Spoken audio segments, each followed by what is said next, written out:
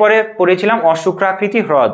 অশুক্রাকৃতি হ্রদ কি? নদী সমভূমিতে আঁকাবাঁকা গতিপথে প্রবাহিত হওয়ার সময় একটা সময় কি হয়, নদী অনেকটা বর্ষাকালে জল হয়ে যাওয়ার কারণে বর্ষার জলের স্রোতের আঘাতে নদীর আঁকাবাঁকা গতিপথ ভেঙে যাবে, অর্থাৎ নদী সবসময় চায় সোজা হয়ে প্রবাহিত হতে। সেই সোজা হয়ে প্রবাহিত হওয়ার জন্য নদী ক্ষয় করতে করতে, অর্থাৎ যে অবতল পারে ক্ষয় করছিল সেই অবতল পারে ক্ষয় করতে করতে সোজা সামনের দিকে বয়ে যাবে। তখন যে বাঁকা গতিপথটা ছিল, নদীর আঁকাবাঁকা গতিপথটা ছিল, সেটা পরিত্যক্ত হয়ে পড়ে থাকবে আর নদী হয়ে যাবে সোজা।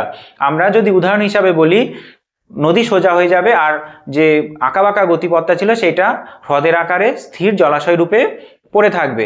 আমরা যদি উদাহরণ হিসাবে বলি, সেটা কোথায় হবে? মুর্শিদাবাদে তোমরা গেছো, সেই মুর্শিদাবাদে মতিঝিল একটা অশুক্রাকৃতি হ্রদের উদাহরণ। ভাগীরথী নদীর নিম্নগতিতে অনেক অশুক্রাকৃতি হ্রদ দেখা যায়। তাহলে অশুক্রাকৃতি হ্রদ কি? নদীর আঁকাবাঁকা গতিপথের পরিত্যক্ত অংশ নদী সোজা হয়ে যাওয়ার কারণে পড়ে থাকে, অর্থাৎ স্থির জলাশয় হয়ে থাকে, সেটাকে বলা হয় কি? অশুক্রাকৃতি হ্রদ। কাটোয়ার কাছে অগ্রদ্বীপে অশুক্রাকৃতি হ্রদ দেখা যায়।